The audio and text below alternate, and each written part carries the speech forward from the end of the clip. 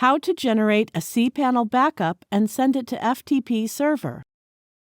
Log into your cPanel account and you will be on this page. Go to Files section and click Backup. Click the Download a Full Account Backup button. From the drop-down menu, select the backup destination, the remote FTP server.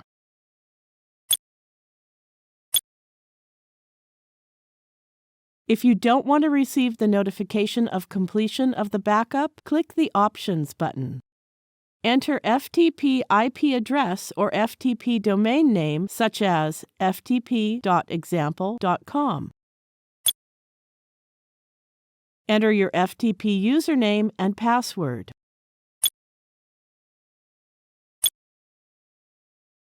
Enter port number 21 or another FTP port.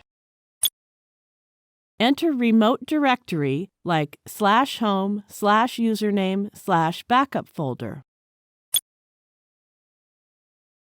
Once you fill in the remote FTP details, click the Generate Backup button. That's it! We have successfully generated a backup and sent it to the FTP server. Thank you for watching.